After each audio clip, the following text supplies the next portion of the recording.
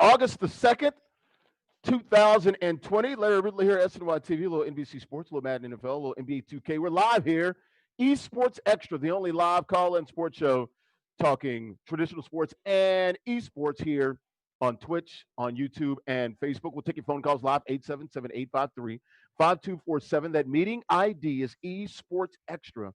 That's 377 678 9872. Hit that pound button twice to join the show. Got the cast of characters here today, a band of broskies, if you will. All four of us here today live on Esports Extra. We got OG the King. No relation to Jerry Lawler, King Kurt. OG, where you at? You in Manhattan? Yes, sir. In Manhattan, chilling. Just enjoying a Sunday. Yes, sir. Sunday afternoon. Good Sunday afternoon.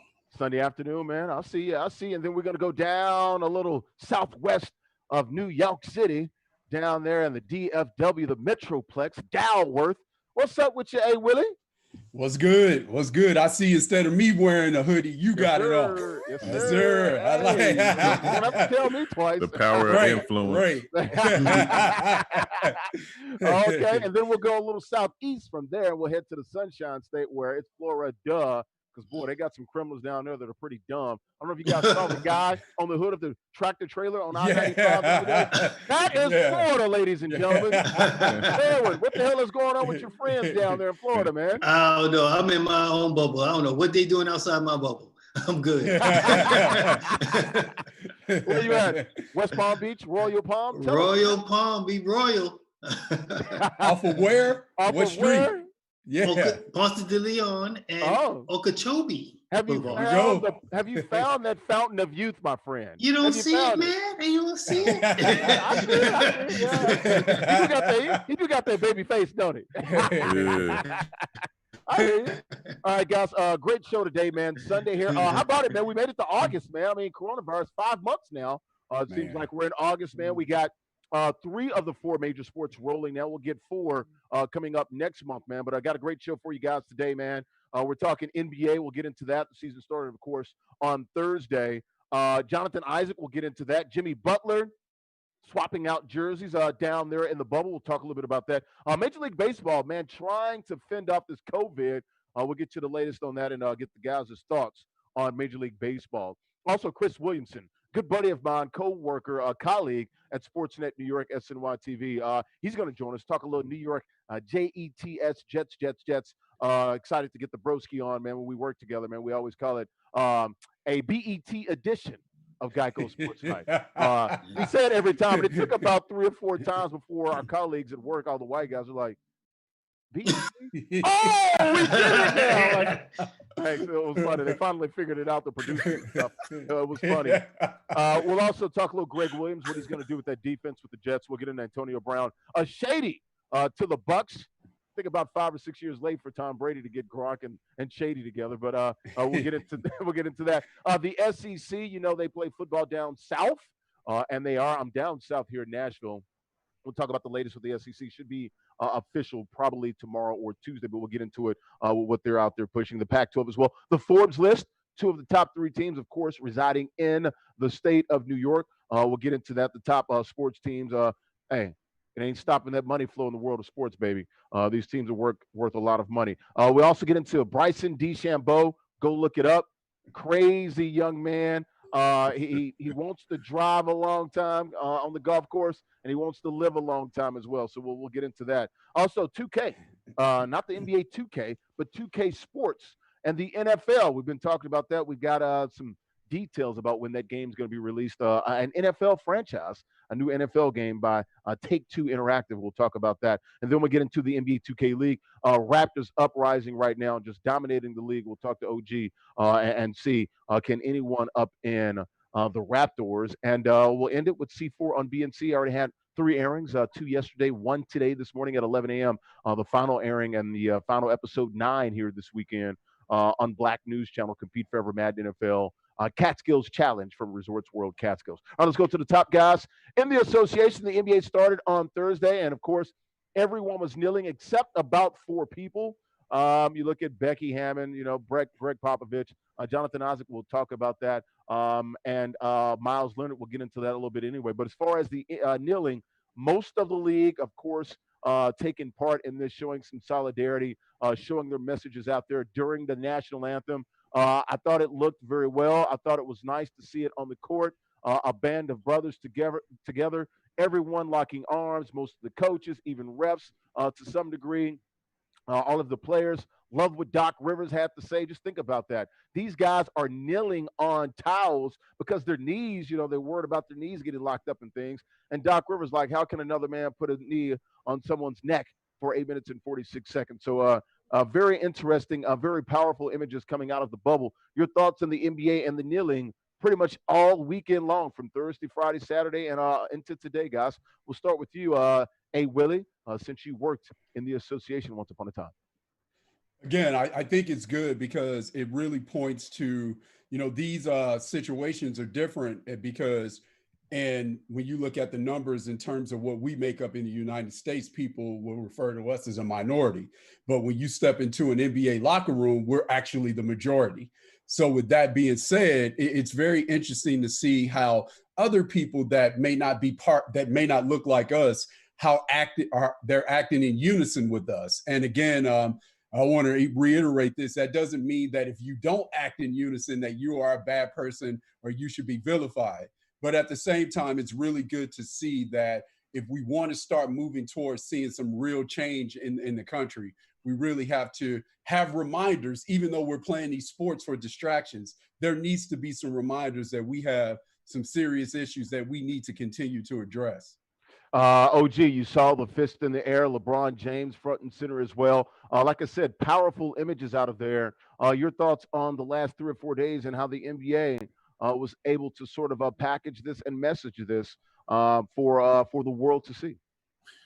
I like it. I mean, it's seeing not only just teams at a unified front, but just the league in general. And it's not nothing held against the ones who haven't kneeled or anything like that. I know from working within a team frame that if you got 10 players and 9 players are unified in something and the 10th is not, they can respect that. But at the same time, I mean, people have their thoughts and different things like that. It was good to see DeMar DeRozan speak up for Becky Hammond and Pops, because Pops been, before any of this was even in existence, he's been speaking out against a lot of things. So it's not like also Greg Popovich served in the military, so there's a little bit of the backdrop there as well.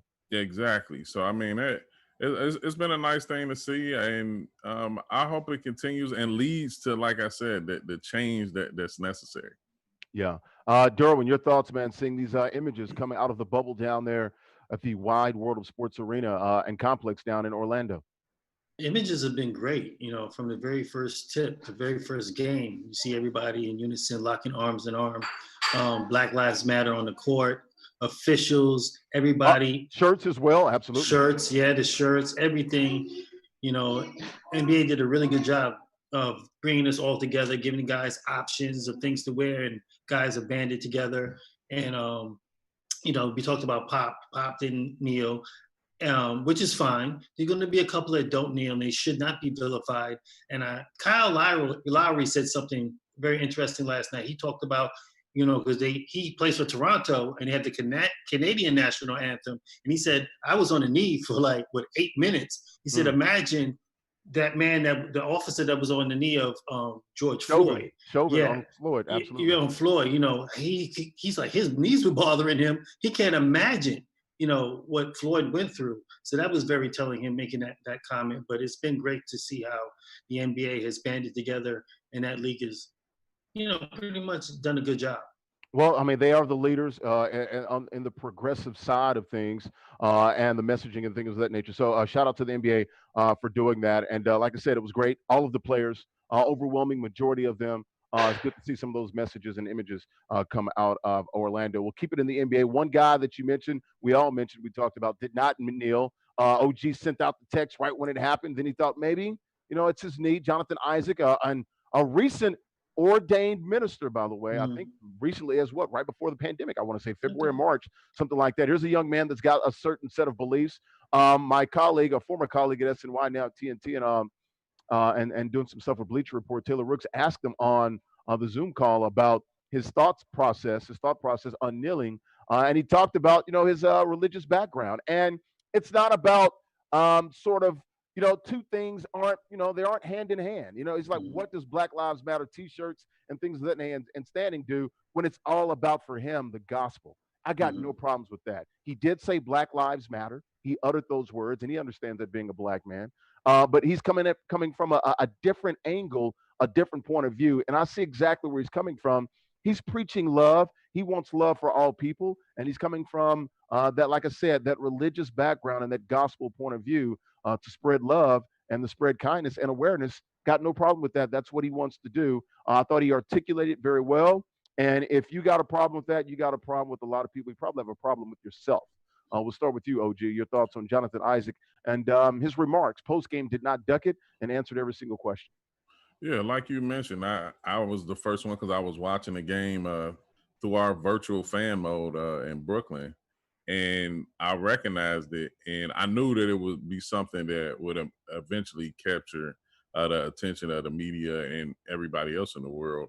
And I thought initially when he took off his warm ups, like he had on a big knee brace, so I figured that okay, that was probably the reason. But just getting right to it is that a lot of times, misunderstandings is often the problems of a lot of things.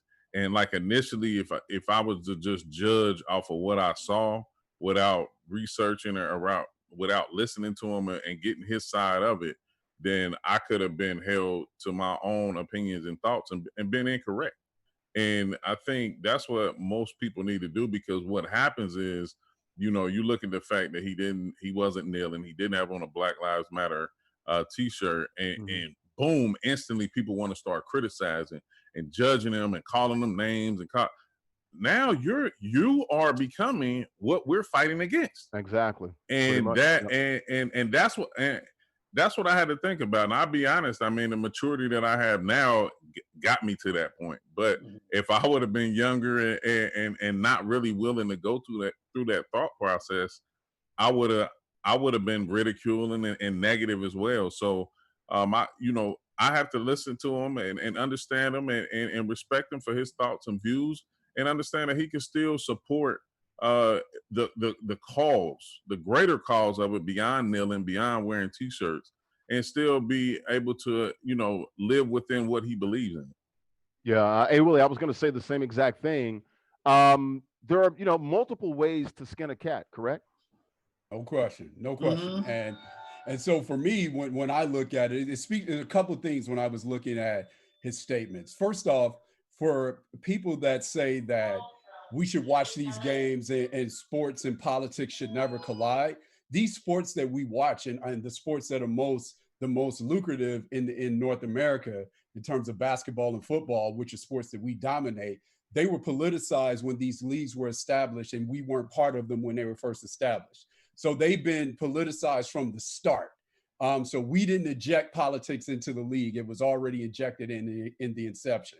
So I say that, and then the second thing I like to say a couple things about his statements, and there are a few things that stood out to me. First, as he said, having Black Lives Matter on a court or wearing it on a T-shirt doesn't necessarily equate to the things from a systemic standpoint that need to change. He's right about that. Those things represent some sort of symbolism that Exactly. we have to use to make bigger moves. So he's absolutely right about that. But one of the other things that he said that really spoke out to me as well, and while we're in this time, this is something that we need to be conscious of as a people. One of the things that he said was there are other things in our society that sort of hold us down other than race. Well, when you're talking about Black Lives Matter, when you're talking about that, not the movement, I'm just talking about the idea. That's exactly what we're talking about at this time. So, what happens to us sometimes is when there's a movement being started, whether it's by us or whether it's through our experiences, oftentimes other people become a part of it as well, right? Because we're talking about this movement and all of a sudden the Redskins got attached to it as well, right? So, with that being said, we have to make sure that if this is what we're talking about at this particular time, we need to keep the attention on what we're talking about at that particular time. So, and oftentimes when we don't do that, we get distracted and we start Absolutely. fighting all of these other battles. Well, and the other and we side get wants lost, that too. right? And we get lost in the shuffle. Right. So there were a couple of things that he said, again, without vilifying him, right? Mhm. Because that's not what I'm saying. And, you know, when you go in his background, the other thing, if I'm going to say that, I also need to talk about his background as well. This is a guy that took youth to African-American museums. This is a guy that went to the Bahamas when Hurricane Dorian hit, and that's primarily affecting us. And he went down there and did the work. So this is a young guy that does the work, that believes in his convictions, right? And he does it, as you said, Larry, he does it, he can do it in different ways. So as I was looking at his statement, there were things that I could pull and extract from it and have my views on it. And that's kind of what I think about it. Yeah, D-Dubs, that's what I thought. I'm like, okay, he's just not into the symbolism. That's all it is. He's like, I'm about that action. Like, I don't believe in just saying things just because everyone else is saying it. I believe that I can, you know, I can affect change in a different way. This is the way that I see it. I'm with you guys. I'm just not going to stand on the corner and pretty much do the exact same thing that everyone else is doing. I've got no problem with that. He's an ally, and you know, allies do different things. When we go to war, we fight with other countries. They have different ways and different tactics to win battles. We're all on the same field, and we're trying to win the same war. No problem. Right. I have no problem with it either. But unfortunately, sometimes, and I'm going to say my people, so when something like this happens, when you don't conform to how everybody else is doing it, then you are the C word. I don't like saying that word, but I think you guys know what the word I'm talking about. Yeah. Or sell out. Yeah. Well, the coon word, which I can't stand it. But yeah, too often, you know, when you don't fall in line with everyone else, then you're the bad guy.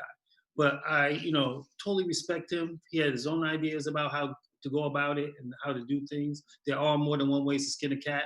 I know for me, you know, growing up, we've all been taught here in this country, you know, to stand up, you know, remove your hat and pledge your allegiance and all that stuff. And as I got older, you know, when I would cover games and stuff like that, when I used to shoot and cover games, you know, I kind of felt I didn't like putting my hand on my heart anymore, because I felt like I don't think I should be pledging allegiance to a flag.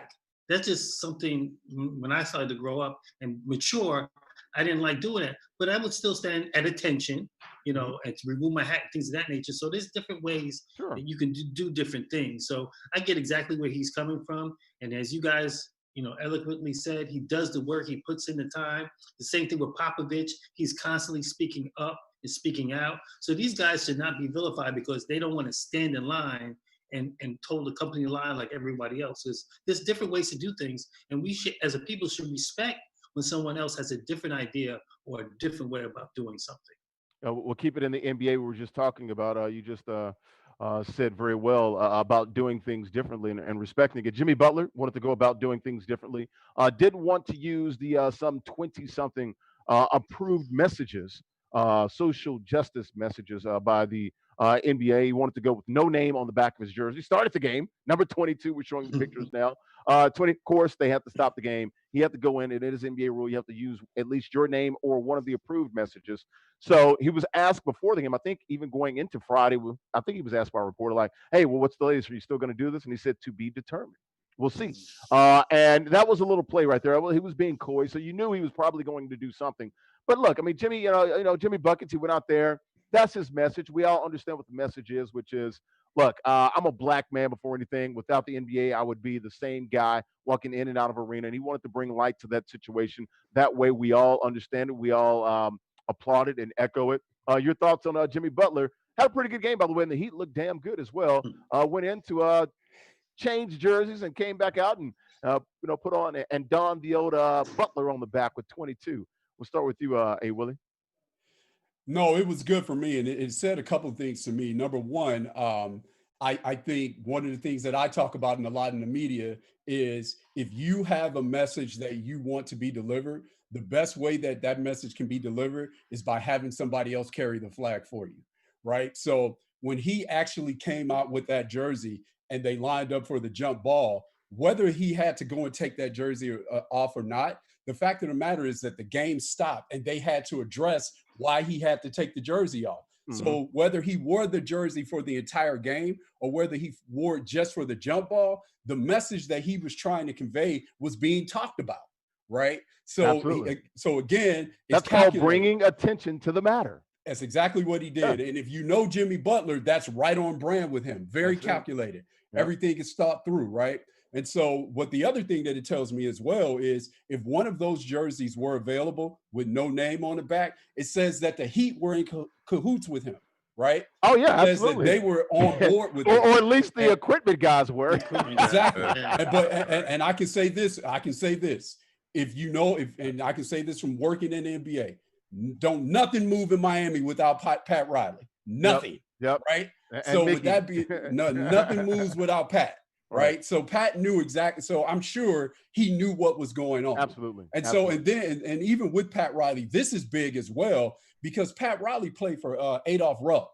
And we know the issues from a racial standpoint that Adolph they're trying to change the name of they're trying to change the name of the arena. Probably not going to happen, but they're definitely talking about it. Right. So that meant that spoke volumes to me watching that, and it did for those reasons. Yeah, good stuff. D-Dubs, your thoughts on Jimmy Buckets, man? Look, Jimmy Buckets he's his own man. I like it. He doesn't march he marches to the beat of his own drum. He doesn't really listen to what everybody else and the societal norms or the peer pressure of what everyone else is. I like Jimmy Butler. I like the way he thinks. I like the fact that he's his own man. I can dig that. He tried it. he wasn't going to get away with it, right? No, because the officials have. But he's going to test the boundaries, though. Yeah, he will test the boundaries. I feel like the NBA has really gone above and beyond to support the cause, to support the players, and I feel at some point though you still have to have rules, and you still have to hold guys accountable, because you just don't want to have guys just running around just doing whatever they want. Give an inch and some guys will take a yard. So, Jimmy's he tried it. He had his other jersey just in case it didn't work. It didn't work. And of course, yes, like Avery said, they had to talk about it, so it brought attention. So it's like a win-win. He got a little bit more attention on why he was trying to do what he was trying to do. The officials, if they would have allowed him to play, they would have got reamed by their superior, because how do you let this guy come on the court and play? If they would have blew that whistle and jumped that ball up, the officials would have got it. They would have got evaluated. So they caught it. They were doing their due diligence. They saw it and made him go change. But as you said, he beat his own drum. So he might try it again. They would do it. They'll have to just wait and see. But I think it was a win-win for everyone. OG, Derwin said it best, man. He tried it. I mean, you got to give him credit for it, man. He stuck his little toe in the water. Hey, man, got the temperature of the league. And the league said, no, dog, not today. This is the thing to me. What's the legal technicality of why he has to have something on his jersey? Like that's the part that I was trying to figure out, because I mean, it's been times. I mean, players didn't start a game with a name on the back, but it's been times players have finished with a jersey without a name on the back. So I was trying to understand that part, but aside from it, because you guys got get blood or something, or get a jersey ripped or something like that. Yeah, absolutely. I think for why the league pushes that is from a branding standpoint. They want every opportunity to have somebody buy a jersey. And so it's great for the league, but it's also good for the Players Association, because you want to make sure that you get rewarded when somebody buys your jersey. So I think that's why they do it. Yeah. The thing I wanted to bring up about, I mean, Jimmy is an interesting player, but as long as aside from a person, because I think, if I'm not mistaken, I watched the documentary on him, and he was raised in a house with not his family. Like, I mean.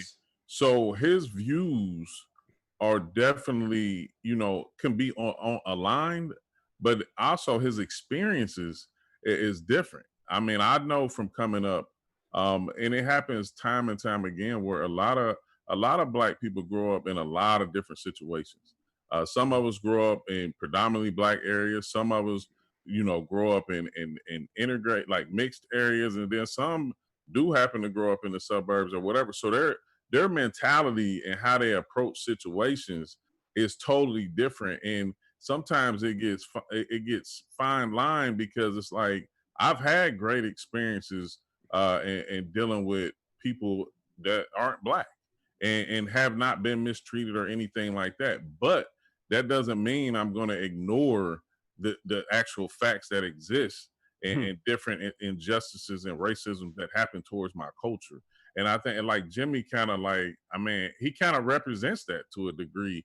And I don't think he's gonna let anything slide or anything like that. But I think his representation of it is going to be different. And like Durbin said, I wouldn't be surprised if he got something else up his sleeve, because that's Jimmy though. I mean, like and compounding what you said, they came out and they looked pretty good. Like I mean, everybody was clicking on all cylinders for the Heat, and Jimmy just comes with it every night, and that's one reason why I like him. I mean, he does.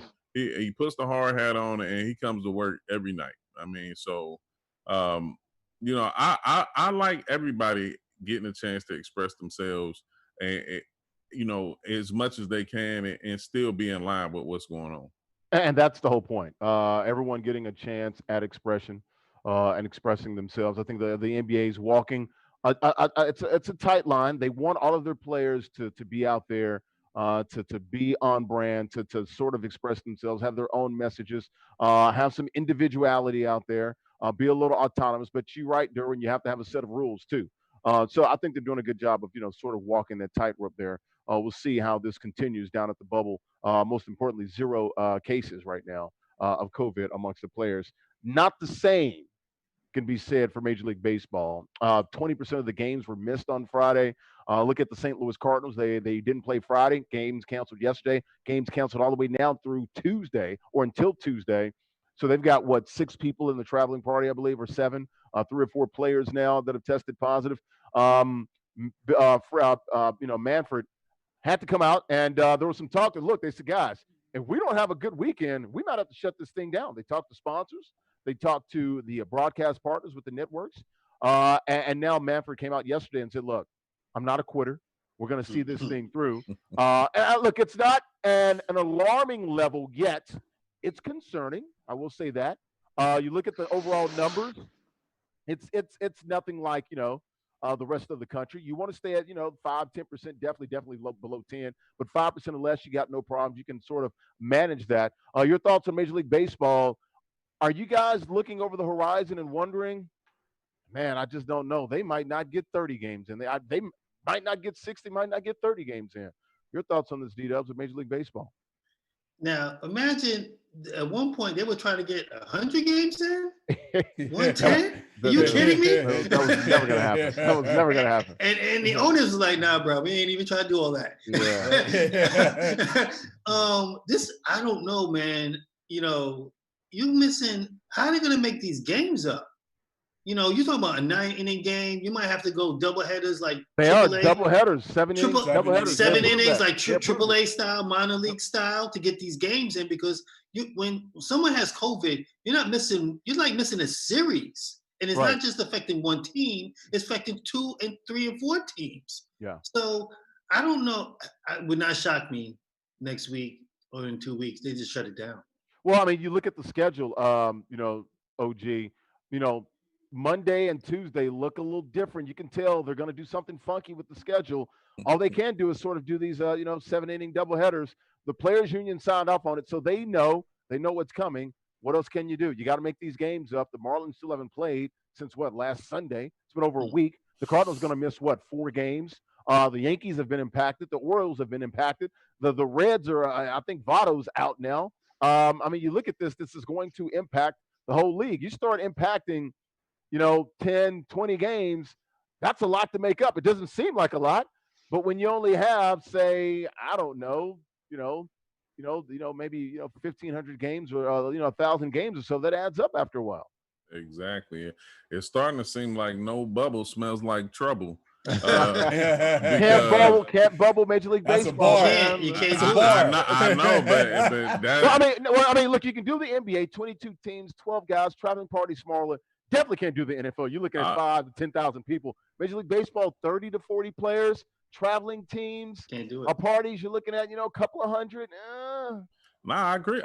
I'm just saying it's obviously the bubble's been working versus a sports league that's not in a bubble. I mean, here we are giving Lou Will hell, but I mean, he probably, he'll come back and do his time, and he'll be back on the court playing. Like, I mean, so miss 2 games. Yes. Yeah, so it's tough. Like you say, I mean, the games can be longer. Like, I mean, you're talking all these double headers, then like you say, shortening the game. Like, it's a lot going on with MLB right now. And I mean, of course, Manfred, like, yeah, he may not be. Of course, he's not a quitter because the owners are not quitting. Like, I mean, so they're not subjecting themselves to this stuff, right?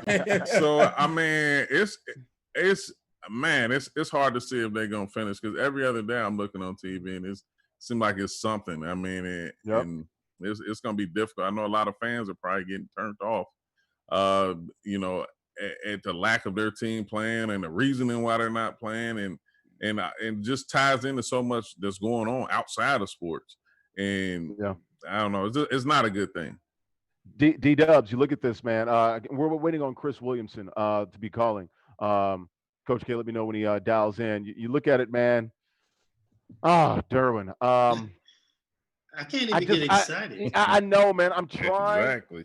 I'm trying to stay level-headed here, but it's just you look at it, man. It's going to be tough. Maybe the Cardinals thought about pausing, Derwin. Mm-hmm. The Cardinals openly talked about pausing, and then you got the commission coming out saying I'm not a quitter. I guess that's what I'm left with. Is they're going to try their damnedest to sort of get through this thing because I'm not a quitter either. I'm like, guys, keep trying. But if those numbers get over 10%, you got to shut it down. Shut it down. COVID is dictating all of this. Ain't nobody telling COVID what to do. And as a Yankee fan, and Yankees came out the gate, they doing well. Judge is hitting home runs, but I can't come on. Did you let me finish? I can't even get excited, honestly, because I feel like in 2 weeks it can be shut down. I can't get excited about your internet. I can't get excited about your internet.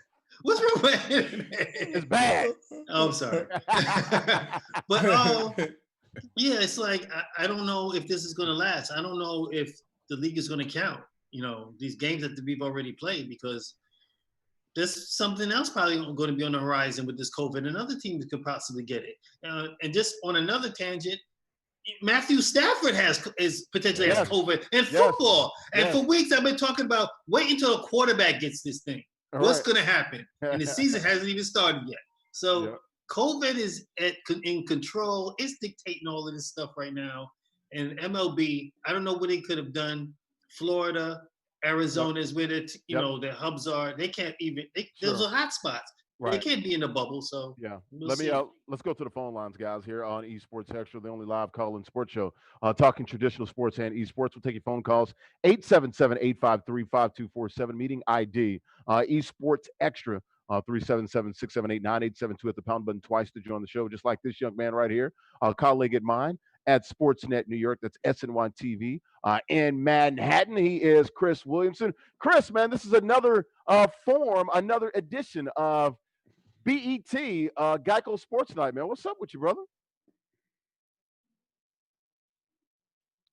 Chris, you there? Larry, what's going on? What's up with you? What's up, man? How you doing on a Sunday, bro? Hey, man, I'm just blessed to be alive, ready to conquer the day and stay safe away from all this coronavirus stuff. So I'm grateful, man, to still have a job in these times. How about you? Hey, man. Hey, we're all out here, man, trying to eat, man. Actually, things are going good for us. Can't complain, dude. I don't want to do that, but congratulations to you, man. During these COVID times, I see you all booed up, man. You and the girlfriend, man. You're doing some good things. Yeah, man. Yeah, she's amazing, special lady. So you gotta treat her right and show her off like the queen she is. So I appreciate that shout out. Yes, sir. We're talking here live on esportsXTRA, the only live call-in sports show talking traditional sports and esports. Your phone calls at 877-853-5247, the meeting ID esportsXTRA. Chris, let's talk about New York football Jets here in Gotham. And you look at the Jets, they lost Jamal Adams last week, traded to Seattle, did get a nice little haul. We'll see what transpires there and what they get. for these sort of lottery tickets they're going to get with these 2 first rounders and a third rounder. Now they lose C.J. Mosley, opting out of the 2020 season. Of course, signed that $85 million deal last year, only played in 2 games.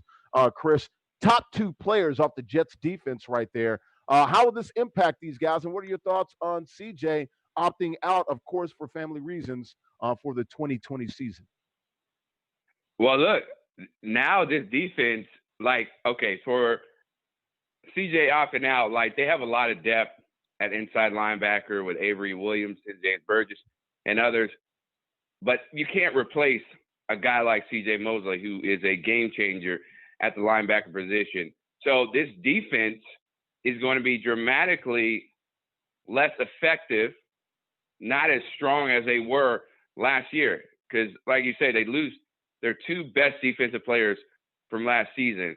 And when you look at the fact that they're already suspect at corner still, we'll see how that plays out. I know they drafted a corner, Bryce Hall, I believe it was, from Virginia, to try to make that secondary a little bit stronger. It's still very shaky. So Greg Williams, he's going to have to get creative, man. He's going to have to get really creative and find ways to use the pieces that he has to get the maximum amount of effort and results out of this team, because now you're looking at a very depleted secondary or defense as a whole. And it's concerning for Jets fans because the defense is something that they prided themselves on. That was like the anchor for most of the season last year when the offense was going through all their problems and issues, Sam Darnold, all the receivers going down and whatnot. And as far as C.J. Mosley opting out, that's not an easy decision because he's leaving millions of dollars on the table, and he's only getting, I think it was $150,000 for the opt out. I think it was $16 million this year. He got $10 million on the signing bonus, so it was $6 million due during the season. Yeah, exactly. So I know that decision, for him to make that decision, was not something he did overnight. That took a lot of time and reflection and dialogue, with his family members and whatnot, because you don't just throw that money away unless you're really concerned about your health and your family's health. And I totally support him. I get it. I get it with the way the NFL has handled the coronavirus crisis and how things have been just thrown together really last minute when they had all this time dating back to March. I don't blame him. Yeah, good stuff. We're talking here to Chris Williamson, colleague of mine at SNY Sportsnet New York, here live here on esportsXTRA, Larry Ridley here in Nashville, Tennessee, the Ville. Coach OG, King Kurt, head coach of the Brooklyn Nets gaming crew NBA 2K League. He's in Manhattan. Got A. Willie, the former NBA scout, down in the DFW, the Metroplex of Dallas. Durham Worrell, fellow sportscaster, down in West Palm Beach, Royal Palm Beach, trying to get some of that Fountain of Youth down there off of Ponce de Leon. We're talking to Chris Williamson. Chris, Greg Williams, you just mentioned him. Defense coordinator, came over from Cleveland last year. I remember him covering him with the Titans back in the day. He's been all over the place, the Bills and other things. A fiery guy, known for some exotic blitzes and things of that nature, very aggressive on defense. How will this impact him, man? He is under the gun. His top 2 players. I look at this team. I thought they played hard last year. I think he did a great job of calling games for those guys, but they don't have a good front as far as rushing the passer. They do have depth at linebacker. You mentioned it, the secondary, I probably would say average at best. They've got a lot of holes. How much pressure is Greg Williams under this year, Chris? I don't think he has as much pressure as you might think. Like, I feel Adam Gase has a lot more pressure than Williams, right? Because the microscope on him is so big, and it doesn't help the way that he's carried himself, I guess, in a lot of people's eyes when it comes to handling the media and his treatment with the players. For Greg Williams, there is pressure because this defense has to be strong. If they're not strong, then you're looking at a very average, another disappointing season for the Jets. So I think for Williams, what's key for him is finding some gems and in this training camp that's going to be unorthodox, finding some gems and players where he can, as I said before, he can maximize their talents and put them in positions to succeed. Now, he can do all that, and if the players don't perform or they don't succeed in his plan, then it's all for naught. But I think for him, there's this heightened sense of urgency because now it's like, okay, let's see what you're really made of, because you don't have these game changers, these franchise players like a Jamal Adams or C.J. Mosley. And as you talked about, the defensive line, what's going to happen with Quentin Williams? I know a lot of people had high expectations for him coming in.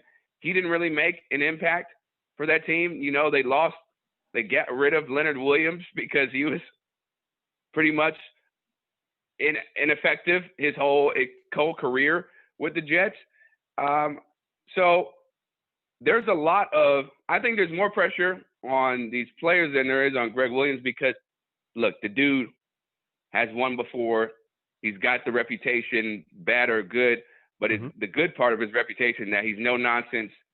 He's going to bring it all, very physical, knock you in your mouth, and not have any bones about it. So I think there's pressure on him. I just don't think it's as much as people may think with, Adams and Mosley going down.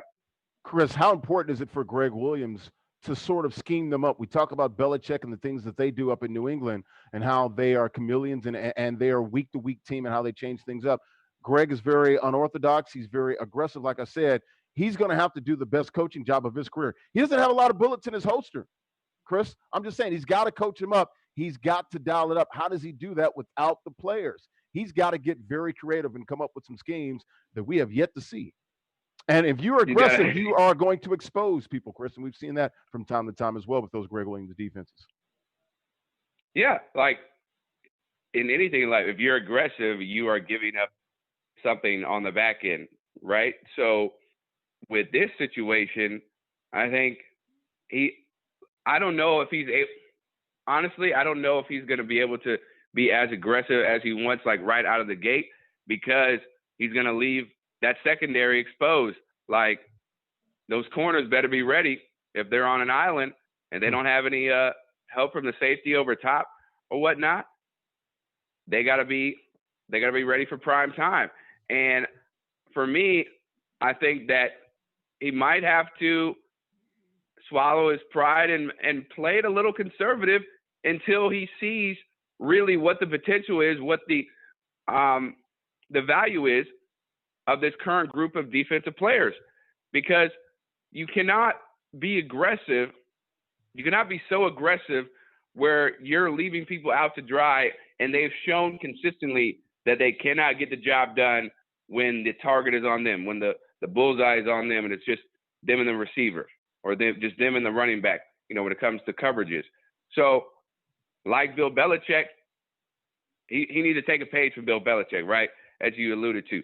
The guy has to be open to changing I won't say changing his entire philosophy, but just changing his approach for this year, until he gets some really high caliber star players on that defensive front. Because right now, they don't have any stars. Marcus May is not a star. He's a good safety, but is he a star? Is he a stud? No. Bradley McDougald coming over from Seattle, solid safety from the stuff that I've watched and from the film that I've taken a look at, but he's not a star. They don't have any stars on defense. So I think, he's got to be flexible, and he cannot just conform. He cannot just stay true to his identity like he has in the past, because traditionally he's always had some really athletic and extremely savvy defensive players at his disposal, unlike he has now. Yeah, they're gonna have to definitely play to the players' strengths, sort of like what Bill Belichick has been very adept at and known for. OG, A. Willie, D-Dubs, any last questions for Chris Williamson, before we get out of here, guys? Chris, I actually do have a question. In his Jet days, Jamal Adams was a big proponent and supporter of Greg Williams. What's that dynamic like between Greg Williams and Adam Gase?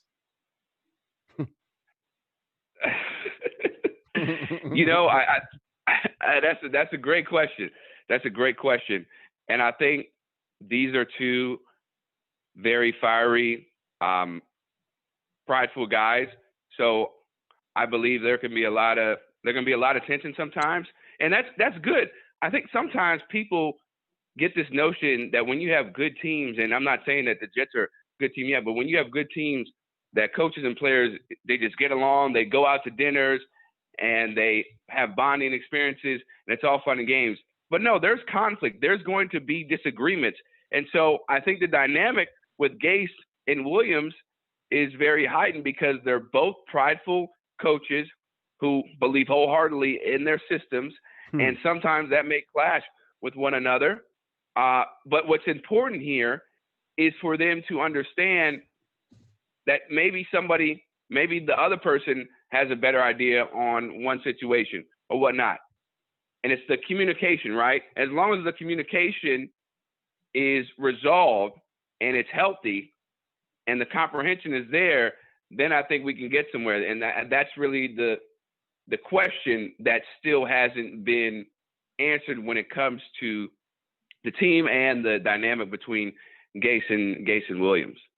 Yeah, it makes me think about the old Houston Oilers, man. Buddy Ryan and Jerry Glanville and Kevin Gilbride and these guys. Yeah. These guys, they think they're geniuses in their own rights on both sides of the ball. So there is a very interesting dynamic. Hey, Chris, man, I really appreciate you taking out some time, man. See you soon in the studio, man. Keep doing your thing, dude. You know I love you, man, and be safe, man, in Manhattan, man. And congratulations on the newfound love, brother. I love seeing the black love on Twitter and Instagram. I appreciate that, man. 10 months from yesterday, so we living it up. Stay safe, brother. There you go. C-Dubs, I'll see you soon, buddy. Appreciate you. Chris Williamson from SNY, Sportsnet New York, TV colleague of mine at SNY, does his thing, man. Like working with the brother, got some good energy. Played football at Syracuse, so we've got that background playing college football and doing sports here in New York City. I like the brother. He's a good brother, very smart brother. Yeah, I really appreciate working with him. Guys, your thoughts on the Jets mess? I saw the CJ Mosley. I'm like, boy. You know, they thought that they did something last year by going 7-9. I don't see 7 wins from this team this year. I just don't. I saw 7 last year, and they got it because they went 6-2 down the stretch. People forget they were like 1-6 or whatever it was at one point, 1-7 at one point. But they did go 7-9, winning those 6 out of 8 games. Sam Darnold's entering year 3. I don't know what to make of him. You're running out of time. You're going to have to pay him in the next year or two. Definitely within the next 2 years. Your defense has taken a step back. You're in a tough division with New England, who's also taken a step back. But Buffalo's ascending. Miami's coming as well. It's been a long time, guys. 50-plus years since the Jets were in the Super Bowl, man. I think 10 since they were in the playoffs. I think that might be second longest or maybe even the longest in the NFL. It's definitely one of the top 2. Your thoughts on the Jets, Jets. Durham, we'll start with you first. Oh, go ahead, hey, Willie. Go. No, I was going to say, typically you want to think of what they built off of going towards the end of the season, that you would be looking forward to something good this year. But considering how the offseason's been to them and everything that's going on, I don't see that happen. hey, Willie, with the Jets, man. I'm with OG, man. I see 5-11, dude. Yes. One of the things that when you look at teams like the Jets, or you look at the team in Washington as well, whenever there is sort of turmoil or friction in the ownership, that starts to trickle down to on the field as well. So a lot of those things that we talk about that look dysfunctional, that manifest themselves on the field, are things that are actually happening above the field. And that's something that for any franchise, doesn't matter how good the coaches are, it almost doesn't matter how good the personnel is. If you're going to overcome that dysfunctional nature, and from a management standpoint, you have to be so much more talented than everybody else in the league. And and the Jets aren't that. And there are a lot of teams that aren't that. So if they really have to get that together, in my estimation. Durbin, you look at this team last year, a lot of people thought, okay, here come the Jets, maybe ascending a little bit. Sam Darnold in year 2 gets mono. Quinnen Williams, up and down. Robbie Anderson, gone. CJ Mosley, gone. You look at, Jamal Adams, gone. So, like, literally, the offensive lineman they brought in for the Panthers didn't really plan out. What's his name? Khalil, I believe, or I forget his name, but the offensive lineman, the guard from Carolina that, made a Pro Bowl and was pretty good. So you look at those are probably 6 or 7 best players all gone. I don't know what to make of this team other than 5-11, maybe 6-10 if everything breaks their way next year. You got to unmute yourself. I'm looking at a last place team. Honestly, I think the cupboard is bare. What do they have? Yeah, Sam Donald. No weapons on offense. They have None. nothing. Crowder's a nice little slot receiver. Slot receivers don't win anything in this league if you're not New England. He doesn't have any weapons to throw to. Crowder's a nice little receiver, but yeah, he's a slot receiver. He's a slot guy. I don't think the offensive line can open up any holes for the running back, Le'Veon Bell. Defense is going to be a mess because they couldn't cover at corner to begin with, and they couldn't get after the passer without creating pressure. You can't get pressure on the quarterback, and you can't cover anybody. That's a disaster. You're weak up the middle. C.J. Mosley when he played, he was solid, and now. Yeah, 2 games, and you're paying him a boatload of money, $85 million for a 4 or 5 year deal. Yeah. And then one of the best defensive players, or the best defensive player, safety, Jamal Adams, is gone. So up the middle, you're soft. So I mean, you look at as Twinkie feeling, right? Man, yeah, they got nothing. I mean, if anything, I would give Greg Williams a pass because anything if he can do anything with what he has, he's going to have to play conservative early on until you get the young guys up to speed, possibly. But you can't kill him if defensively they're terrible because he doesn't have much to work with. But I still think, I don't know what they're going to do with Adam Gase. 3rd year. That's the king. With Sam Darnold. If he doesn't have a good year, do you fire him? And then Sam Darnold has to start all over again in his 4th year. And then soon you're going to be talking extension, have to pay him. Mm-hmm. I don't know. The Jets are in a bad position right now. I don't see it as it looking up because Buffalo's solid.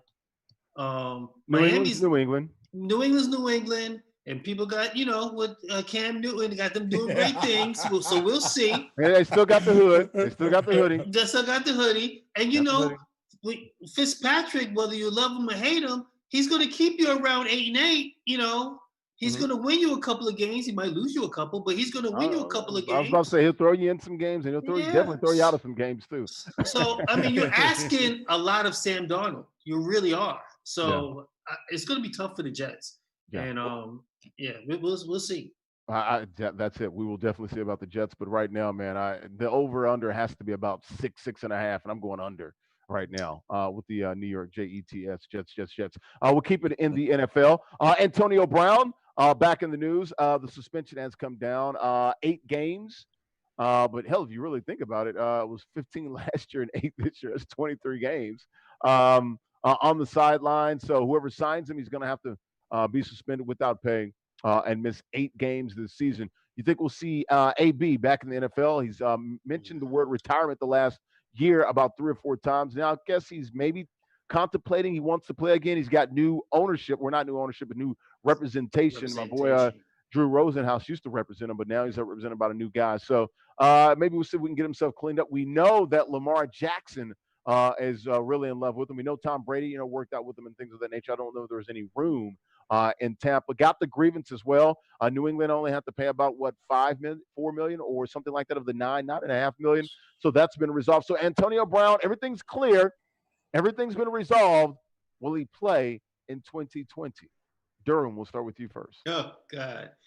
Oh man. I think he's gonna play. He's gonna play. You know how the NFL is. Somebody is going to kick the tires on this guy. Personally, I don't think he belongs in the league anymore. I was done with him. I think exceptional player. He was arguably top 3 wide receiver, if not the top wide receiver when he played. Hall of Fame path. Yeah, he returns punts. There's nothing he can't do. He's electrifying, but he's a head case. And what did it for me was when I saw the video when the police came to his home and he berated the mother of his children in front of his children, and he berated the police officers. And he's doing all of this in front of his kids. And I'm like, he needs help. He's got a problem. And then throwing Juju Schuster under the bus, just the things that he was doing. Who would want him as a teammate? But we know how. Too. Huh? Big Ben too. Big Ben. He's just throwing guys underneath the bus. I mean, But you know how the NFL is. If somebody thinks that he can help them win, somebody's going to try to kick the tires on him. If they think that, hey, we're going to lose him for 8 games, but he can help us on the back end and make a playoff run, maybe we'll try it. Now I'm hearing, Lamar Jackson, I don't know about that, but you hear a lot about Russell, and I think Russell Wilson, he thinks he can bring out the good in everybody. He's just a happy guy, But think about the teams. Think about the teams that we're talking about. New England, Seattle, Baltimore. These are strong teams, winning organizations from the top down, buttoned up. Very ironclad locker rooms. A lot of veteran leadership around there. Yeah. And I think that, Seattle's one of those teams where they'll bring him in. If he causes any problem, they'll just cut him and get rid of him.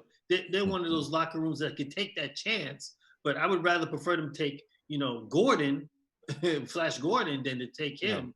But take that chance again. Yeah. I mean, does Hoodie want to deal with that again?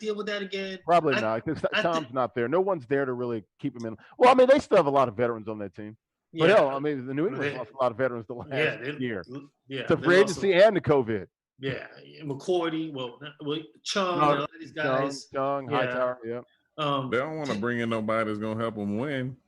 Just strategy that Hey, Dubs, your thoughts, man, on AB, man? Will he play in 2020? He's gonna have to sit out 8 games. No, I think he will play in 2020. One of the things, and this, Larry, as a football guy, this is one of the things I thought about as I was playing when I was coming to the end as well. Football is one of those sports that, and you hear it from a boxing perspective.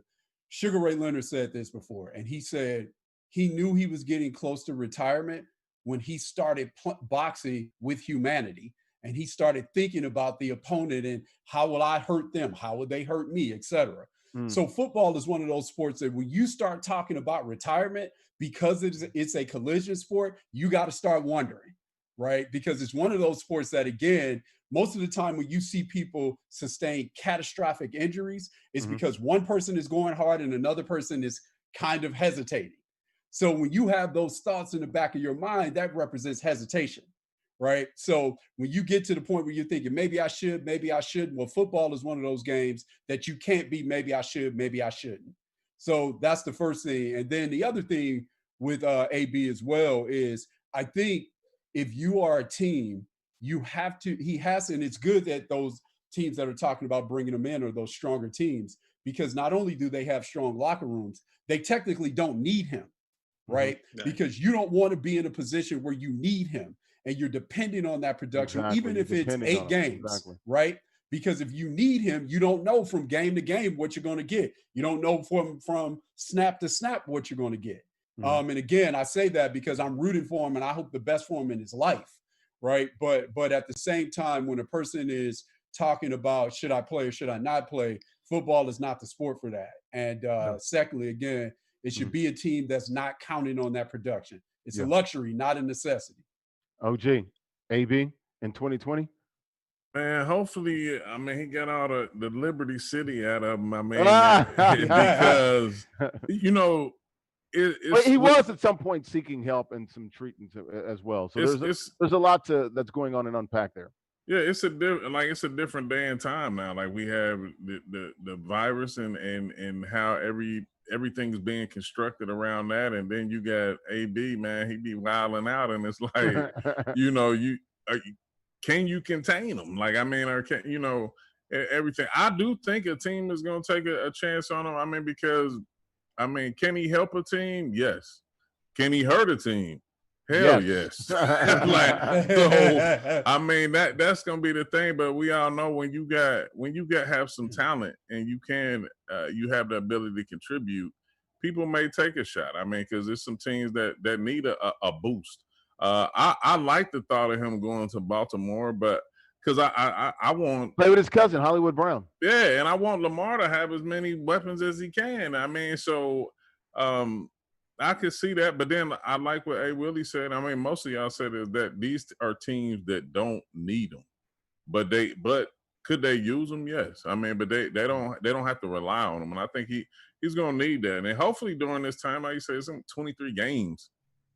He had a lot of time to really figure out what he wants. But that retirement talk, that is something to not ignore. I mean, because players of in brutal sports, and they don't start talking retirement for no reason.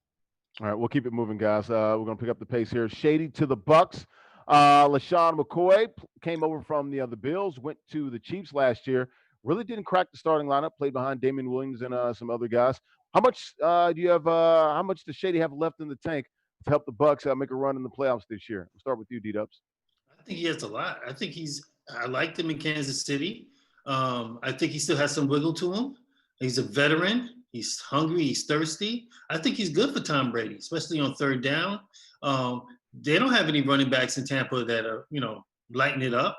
They had two guys there, and they were both splitting carries. But I think Shady is one of those guys. He's a veteran. He's going to listen to Tom. He's going to know where he needs to be on that field. I think he's a great asset to Tom Brady, and I really like what the Bucks are putting together. The weapons that Tom Brady has. I cannot wait to see that Week 1 game against New Orleans. It should be nice. Oh, he's going to be really, really, really nice. Shootout at the OK Corral. OG. Your thoughts? What does Shady bring to the Bucks? How much does he have left? I've seen a lot of people laughing about it on social media, but for me, I like it because Tom, he wants some level-headed guys that's been in the league, that know what they need to do in order to contribute. And Shady, I mean, if 3 to 5 yards, he can catch the ball out the backfield. I mean, it's pretty much it suits what they're trying to do. I mean, so I think it's great, and I'm like, I can't wait to see him once they hit the field. Hey, Willie, you look at the Bucks. He's got Gronk. He's got the big receivers like Randy Moss that he used to have in New England, and now he's got his third down, his pass catcher, James White, if you will, and Shady McCoy, who does still have some wiggle to him.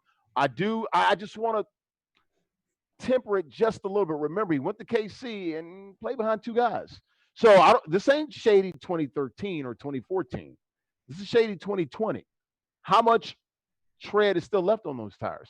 Got to be some, but I don't know. I mean, we had the little meter on that thing. Like, I mean, we took it back to a used tire shop. Could we resell these things? Right. Well, what everyone was saying with the collection of talent that they have on the offensive side of the ball, he doesn't have to be Shady of 2010, 2012, 2013, et cetera. So he doesn't have to do that. Now, the other thing to mention as well is when you look at running back production and versatility under Bruce Arians in his system. And so that's where I think he could really, really help in that regard, because Bruce Arians and what he does from a system standpoint really maximizes that versatility of those running backs. And you need that type of running back on your roster to really sort of run that system to the best of its ability. And Ronald Jones had his best year last year as a pro. But again, as Derwin said, wasn't setting the world on fire. But having that combination of guys, I think really helps Tom Brady, really helps Bruce Arians to really run his system to the best of its abilities. I agree. And that's something that's going around the league now. You want a staple of running backs. Very few teams have, these bell cows, you know what I'm saying? These guys, these 3-down backs that are making, $15, $20 million a year. Very few teams have that, maybe only a handful. We'll go from the NFL to college football, the SEC. We've been talking about it. Finally, they're going to adopt some new changes for 2020 in the fall. They're going to start later in September. Conference play, conference only. 10 games now. People have been clamoring and wanting the SEC to go from 8 games, which I think is smart. You don't want to beat yourself up, not in that league. In the 4 non-conference games, that's why they're able to get teams into the college football playoff, and also the BCS when they won 7 straight. They're going to play 10 conference games, so you'll have your 5 or 6 teams, your 6 teams that you play on your side of the division. Then you got 4 crossover teams on the other side. So that's going to be fine. I think they're going to look at, you already played 2 crossover teams anyway. They're going to pick up 2 more crossover teams to go intra-divisional there. I think they're going to look at the teams you were supposed to play in 2021 to add that to the ledger there. Your thoughts on the SEC doing what really they had no choice to do, which is keep it in conference. Maybe they could have done something with the ACC, which is 10+1. And I think maybe the ACC kind of, was kind of, sort of left out in the cold, if you will, because the SEC was like, yeah, we good. We ain't doing that. Yeah. Yeah, no, that's exactly what the SEC did to the ACC, and, and it speaks to the power of the SEC when you have other leagues saying, you know what, I know you guys do we have 4 teams in our league that play SEC teams, so let's do our +1 so these teams can still play, and not even talking to that, not knowing that the SEC You better get is a damn actually going to agreement first. commit to it. Exactly, right? So it speaks to the power of the SEC, and the other thing it speaks to as well is, I know I've talked about it before when we talked about the power conferences moving on and doing their own thing. Well, in order for that to happen, some of these conferences, the SEC in particular, they're going to have to concede some of their power. And if you look at the starting dates, you look at the fact that the ACC was trying to consider the SEC in its agreement, and the SEC was like, nah, dog, you're going to do your thing. Yeah. What it speaks to is, even if these conferences want to do their own thing and move apart, they still have a whole bunch of stuff that they need to figure out and concede to that they haven't even gotten close to doing yet. OG, SEC 10-game schedule, all conference, starting sometime late September. So you look at that first week, you're looking at like Tennessee, Florida. I'm like, damn, that's why I'm talking. That's why the SEC is the SEC. Yeah, I mean, it's simply put, I mean, it's the SEC. I mean, it's the most respected football conference in college. So I expect nothing less. I mean, and like we've been saying this for weeks, months now, that SEC was they're going to play football, and they were going to whatever capacity that was, it was going to happen, and definitely they're going to look out for their conference and make sure that they have it, and it's definitely going to be entertaining. I mean, I know like the ACC is kind of left out to dry, but you know the SEC can care less. Hey, they just buffaloed them. Like, they gave him the Heisman. D-Dubs, you look at the SEC, man. Some strong games out the chute. There's 4 or 5 good teams in the SEC West, 4 or 5 really good teams in the SEC East. This is going to be tough. It's going to come down to, and I was looking at this last night, strength of schedule. Some teams are going to, they're trying to balance it, but somebody's going to have a little bit easier road there. Alabama. We'll see how that come, because I think LSU's got to play like freaking like Florida. They got to play Tennessee and Georgia. Like, that ain't right. That ain't fair. In your crossover division, like, and then some teams get like Ole Miss, Mississippi State, and like Arkansas. Like, that ain't fair. So I can't wait to see the balance of the schedule here, D-Dubs. Yeah, I mean, SEC is smart. They have, a lot of these big conferences have their own networks as well. So they're keeping everything in-house. Don't want to go over there and play the ACC, because ACC, they got 1 or 2 good teams, and everybody else are kind of, so they're not on the level of SEC. So you keep everything in-house, keep all the money in-house. TV-wise, what's more appealing? Watching an SEC game on CBS or whatever. So they did a smart thing just keeping it in-house. And if you're the ACC, you kind of, even though I don't like it, you're kind of glad that you have Notre Dame in the fold, because Notre Dame is going to bring some eyeballs to your network as well. So absolutely. That's going to help the ACC. But it's going to be interesting. We still haven't heard a lot of opt-outs yet with the SEC. So we still have to wait to see what happens with that, because you're gonna have a couple of players might decide, hey, I might not play in the fall. So and all these conferences are keeping open the idea that they might have to finish in the spring. But you were talking about opt-outs. We'll go to the Pac-12 now.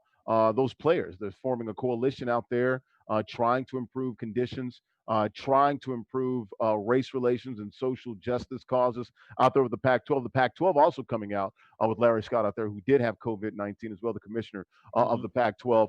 They're coming out with a 10-game conference-only schedule as well. I think very smart for those guys.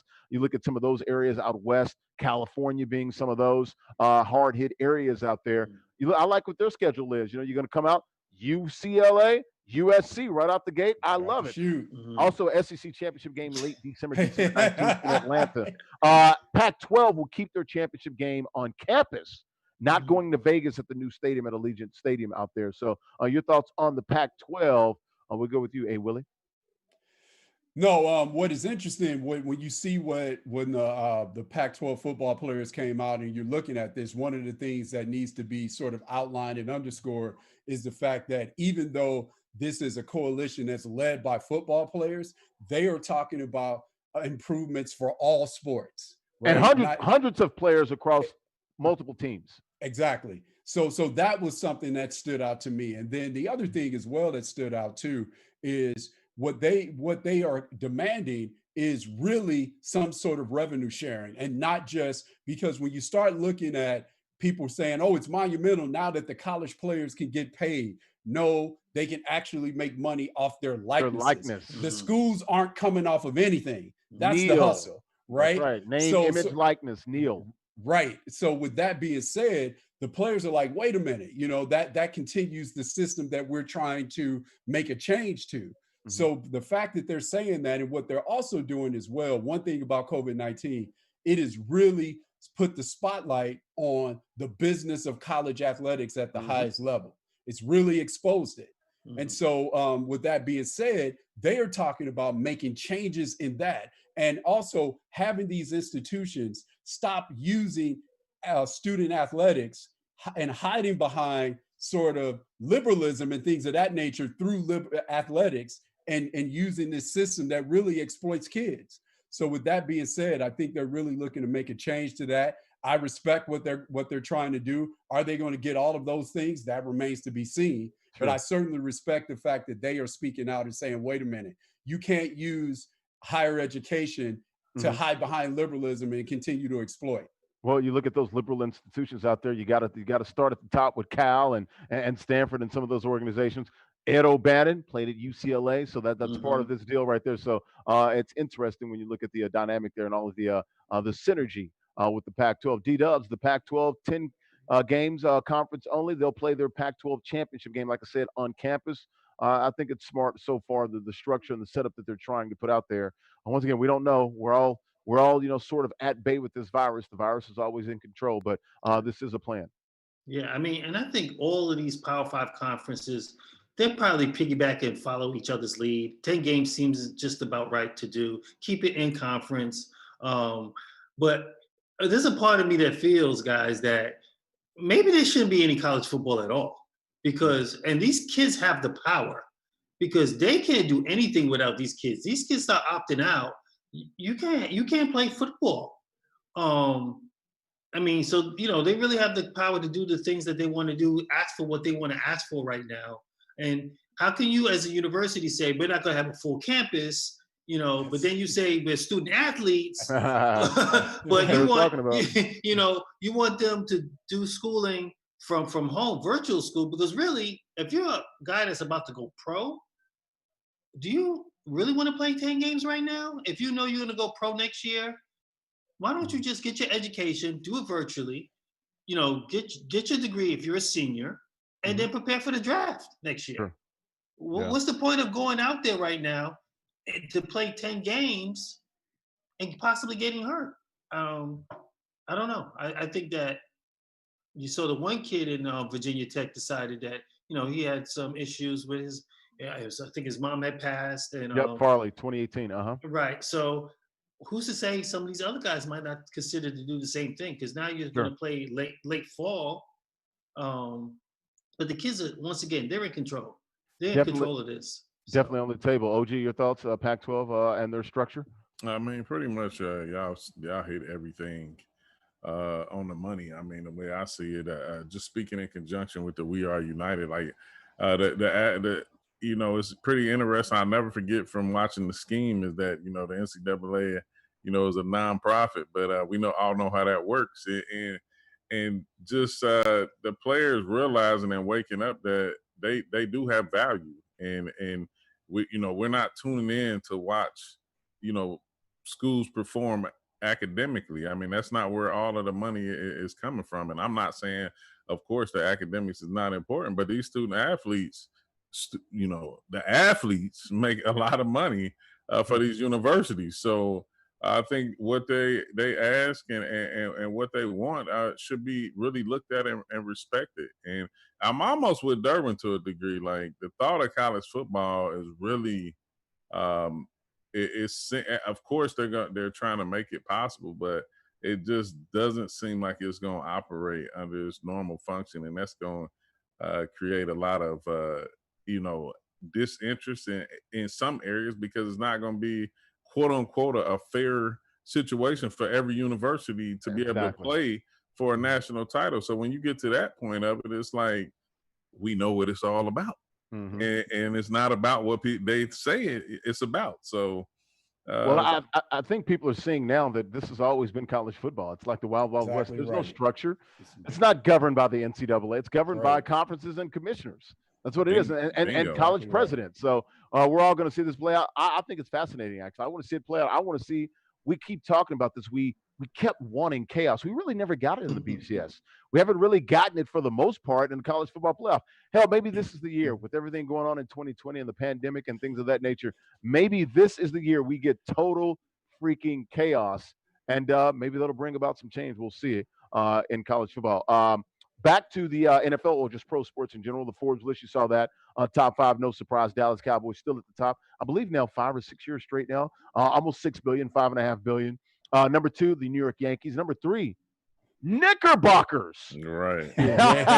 James Dolan, man, he's still raking in the dough, man. Also 3 soccer teams in there with Real Madrid and Barcelona and Man U as well. I had the Patriots in there as well.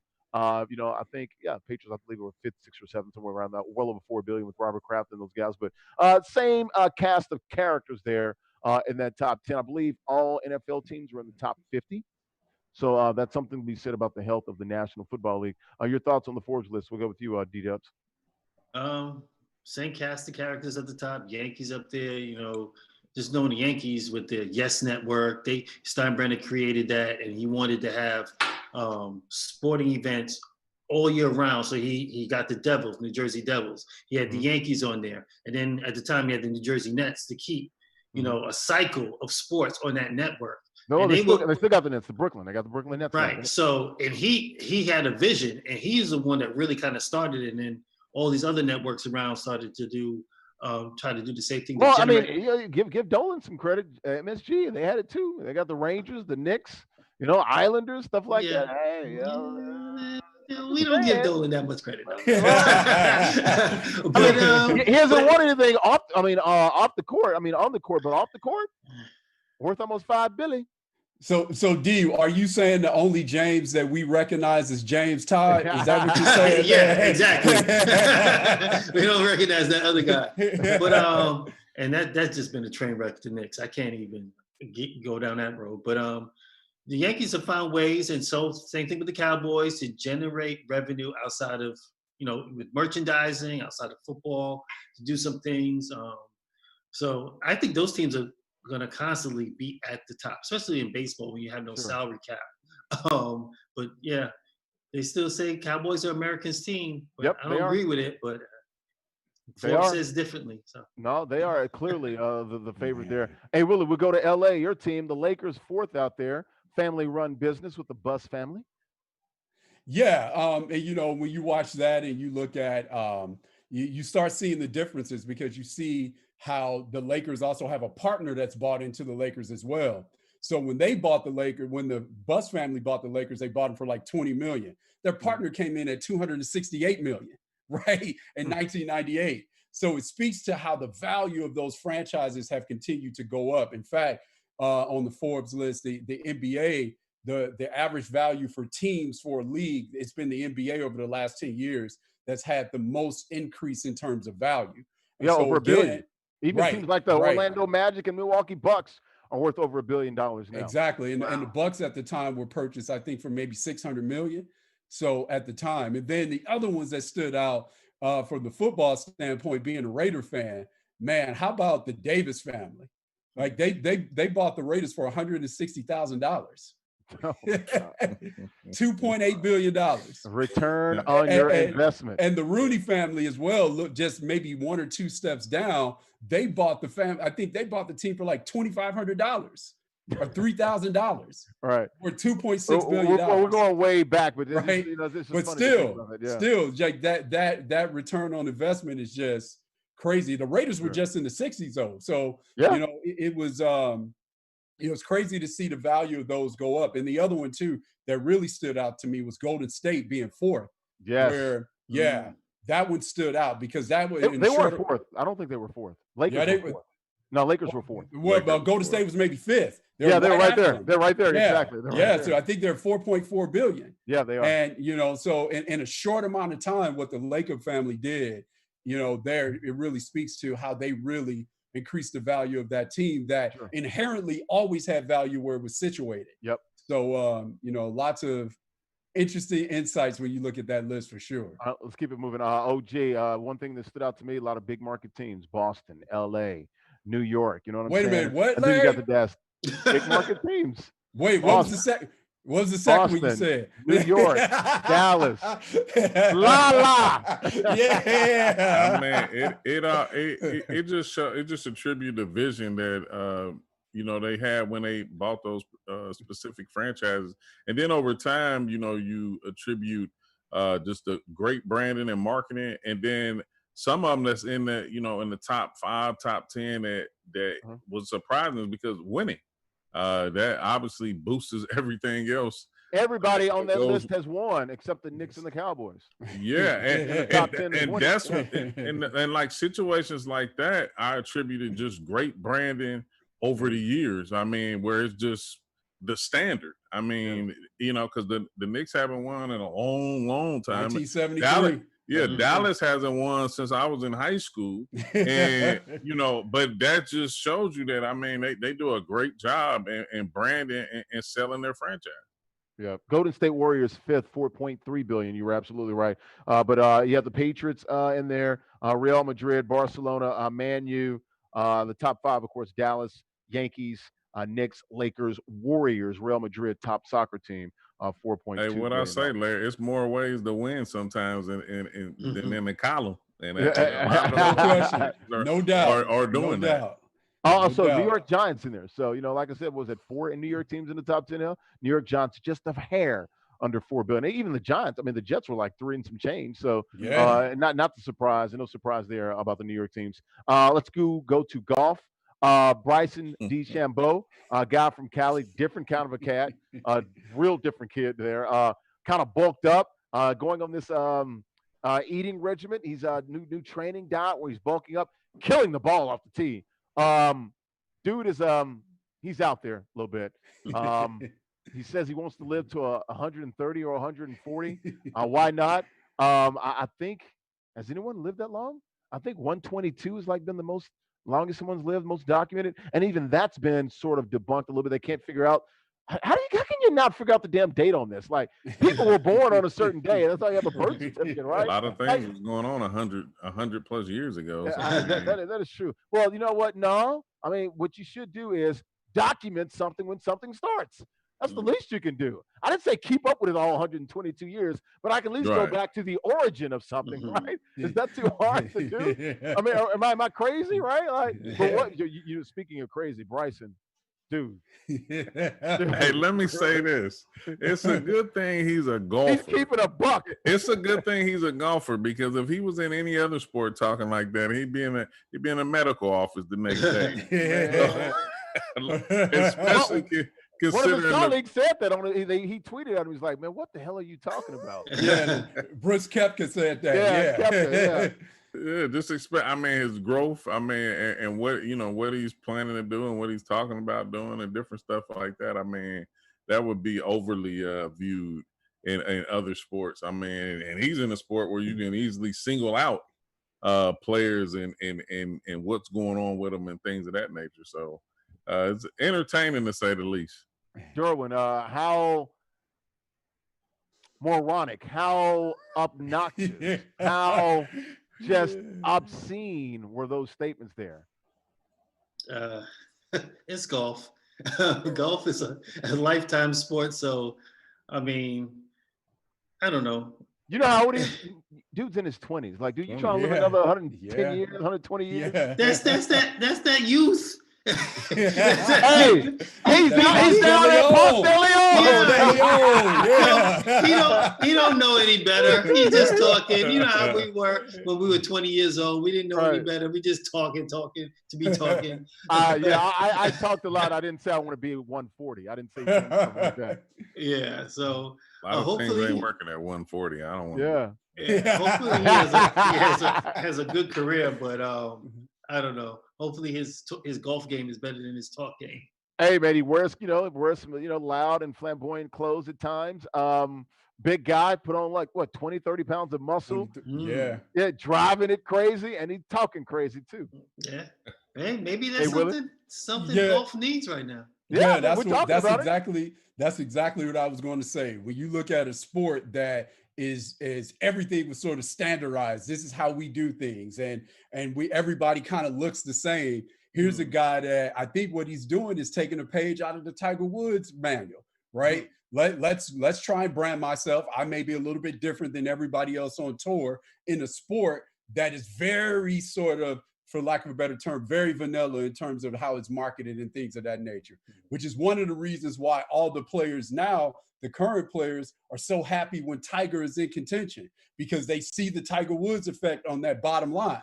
That's so. And then the other thing you see as well with him is, again, the Tiger Woods effect when you start looking at golfers trying to really get in shape and looking like they're in GQ magazines and that nature. That's all the Tiger Woods effect. So he's taking it to a different level. I think a lot of that is marketing as well, because if we look at that sport of golf, they are still in need of Tiger Woods, right? Because people aren't talking about him. Brooks Koepka was on an amazing run, and people weren't really talking about him because Tiger wasn't in contention, right? Sure. So I think he's trying to step in that vacuum and maximize his value as a golfer. And it's entertaining, it's crazy, it's funny, and I think the sport probably needs it. Well, the shock value was definitely there. I tell you who's happy about those comments. Puma. That's his sponsor and that's his brand. And we're showing all these pictures, and he's got his Puma gear on. So I know Puma was like, dude, keep that talk going, man. Yeah, talk your talk, right? Talk your talk, man. Right, exactly. We got that. We got J. Cole dropping shoes, talking about trying to be in the league, right? Talk your talk. What was that about? Master P, can you give me some guidance on playing in the NBA? Yeah, dude, be good. That's what I got for you. Be real good. Master P lived the dream. He rapped. He owned companies. He played in the league. Master P, he wrestled. Man, Master P did everything. Forgot about that. We'll keep it moving with the esports segment here real quickly, guys, in the next 5 minutes or so. 2K Sports NFL game is going to be coming out next year. They've got image likeness of over 2,000 players. Got a deal with the NFLPA. Will not be a total sim or simulation of the game. That, of course, will be Madden. Of course, it's on that deal with the NFL recently for the next, 4, 5, 6 years. So what are your thoughts on 2K? We saw this coming down the pike. They've been talking about this for the last few years.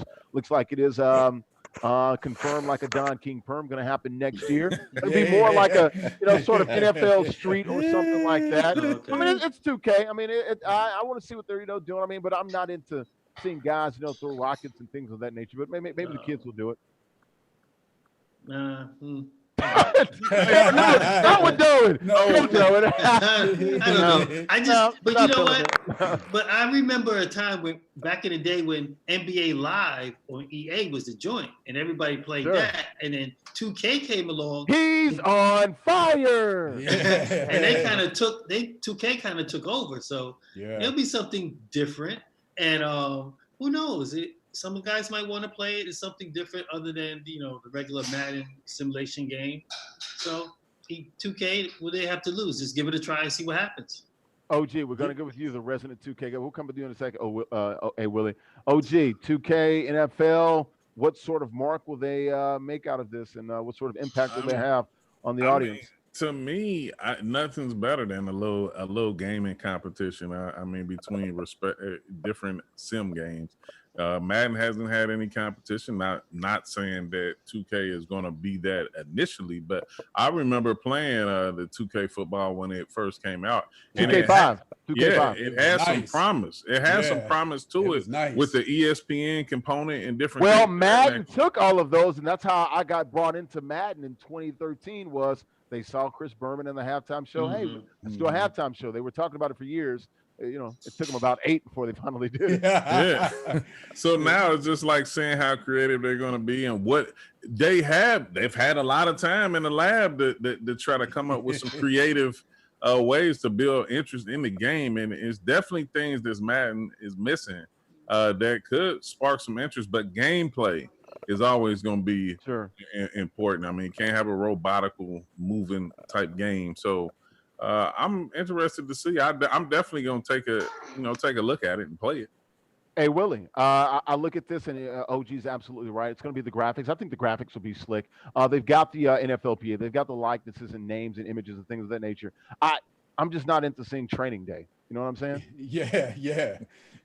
No, you know what? And it's funny too, because they're actually also 2K is sort of taking the year off on their WWE iteration of 2K, and they're coming back with a different type of stylized type of game. And it's going to be a little more based on having more kind of sensationalized characters, things of that nature, kind of like NBA Jam. So, it's sort of on brand with 2K getting back into the NBA. It probably will look something like that. And then for me, I can say this as well. Sometimes some gamers actually appreciate that, because when we were talking about Madden on the last show, sometimes the games get so involved that you can't even make it through a season because you have all these things that you're trying to accomplish. And it gets hard to really get used to the controls because there's so many things that you can do. Some people actually appreciate an arcade style of game. Hey, give me 1 or 2 buttons. Let me play. Let me get in and get out. So with that being said, I could see 2K doing something like that in the NFL. Yeah, well, definitely. I do agree with OG. You definitely want to see some competition. We see it in the NBA with NBA 2K and then NBA Live. Now we'll see it in Madden. I just, I don't know how much of a dent they'll be able to make. But look, it needs to be totally opposite of Madden, whatever that is. And I don't know how well it'll do. But if I'm coming at it from 2K, I want to do everything that Madden's not doing and see how that sells to the public. Right. Let's go back to the NBA 2K League. Raptors uprising. Kenny got work. Team looking good. Won both of the tournament so far. First team in franchise history. Is this correct, OG? 15-0. Is that right? That is correct. Wow. They're looking to go 16-0 later this week against Cavs Legion. Cavs Legion's coming off. They got swept at the end of last week versus Celtics. So they may come in looking to play spoiler this week as we capping off the end of the regular season. Is this the last week or one more week after this?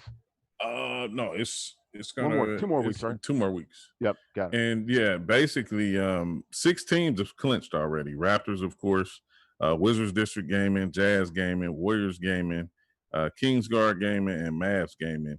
And from 7th, obviously the 7th and 8th and 9th spot will clinch through the regular season, and that 10th spot will be from the ticket tournament from August 13th to the 15th, and whoever wins that tournament get that 10th spot.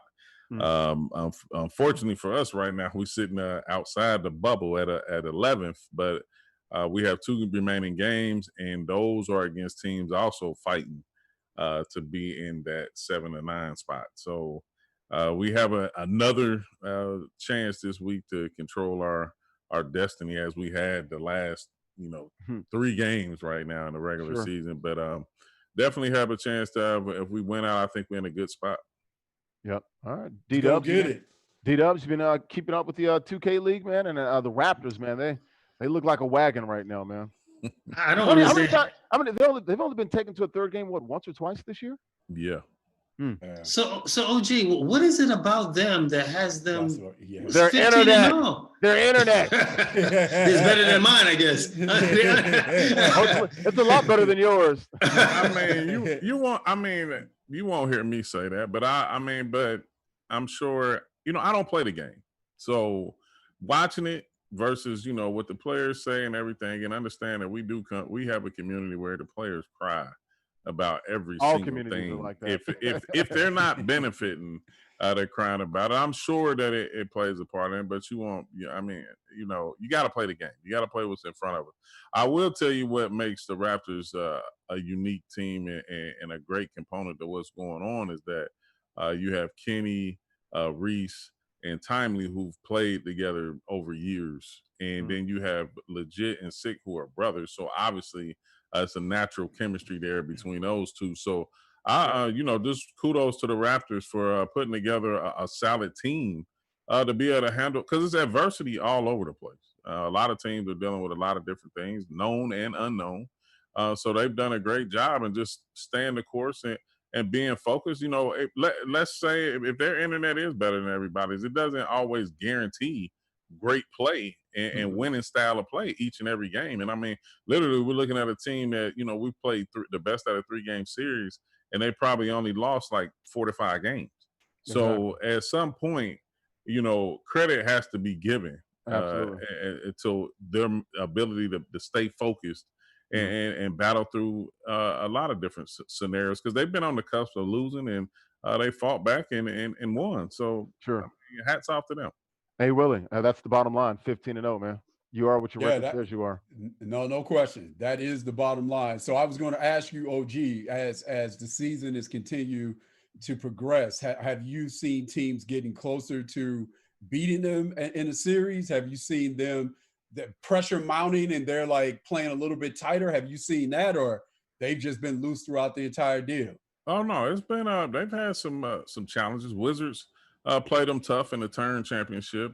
The Kings actually had a chance to close them out last week, and they fought back and they end up winning the series. I mean, you know, it's a lot of, like, the Wizards and Kings in particularly have played them really tough throughout the regular season and even in tournaments. So it's definitely going to be interesting to see how it plays out. I mean, I don't want, you know, I'm doing respectively talking about them, but hopefully somewhere we're in the mix of some things too. I mean, you know, they swept us, but we've had they pretty much beat us pretty good the first game, but the second game we had our chances to close the game out, and we didn't. And then game 2, and they end up pulling away and winning it. So they, like I said, the amount of focus that it takes to just be able to battle through playing a series, because it's not one game scenarios.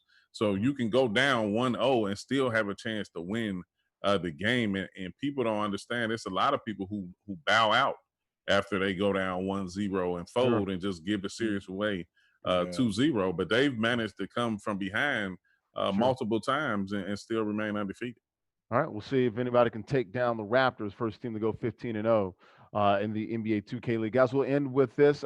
Compete Forever on Black News Channel coming up tonight, 6 p.m. Eastern time, nationally on Black News Channel, Dish Network, Comcast, Xfinity Cable, and also Charter Spectrum cable systems out there. It's the Compete Forever Madden NFL 20 Catskills Challenge from Resorts World Catskills in Monticello, New York, the Catskills region, if you will, in upstate New York. Well, not really upstate New York, but it's in New York. So it'll be good to see that. Myself and Amon Green, good broski there. The Packers Hall of Fame running back, 10,000 yards in the NFL, one of the originals that I worked with at Compete Forever. So a pretty good series. The top guy went down, got thrashed. So a young baby-faced assassin was able to come through and win this tournament. Had some girlfriends there and things of that nature cheering them on. A packed sports book and things of that nature as well. So check it out.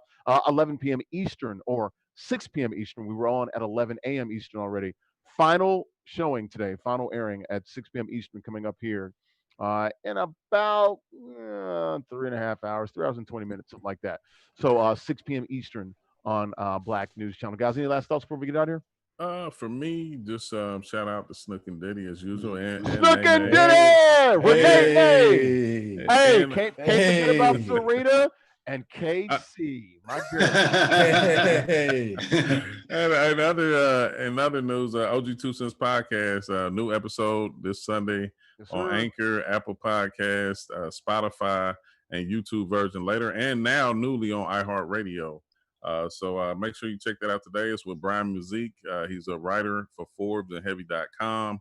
We got to get him on the show. Coach Ken and I were talking about that. We got to get him on the show. Oh, man. This was a great interview, man. He keeps it a buck, too. You know, one of the things I'll say this, he asked me before we started, he said, you know, if I got any differences about the 2K League or anything like that, do you mind me speaking? I said, of course not. Like, you know, go ahead. Like, you know, this is an open show. We just do it in a positive way. Like, but nah, it's a great interview, man. I had a good time. A great brother, man. Very knowledgeable and just a good overall guy. Been around the block, absolutely, man. I met him a couple of years ago, man. Saw some stuff that he was writing, so he's definitely plugged in there. with the 2K League and other ventures. All right, guys, let's get out of here, man. Let's throw them up. Throw them up for Renee. Throw them up for Snook and Diddy. Throw them up for KC, Serena, everybody out there, man. Thanks for watching Esports Extra, the only live call-in sports show talking traditional sports and esports. We'll see you Wednesday, 7 p.m. Eastern time for Coach K, Ivan, OG Curtis, A. Willie, and D-Dubs from Larry Ridley. Guys, we'll see you Wednesday, 7 p.m. Eastern for more Esports Extra. Bye-bye.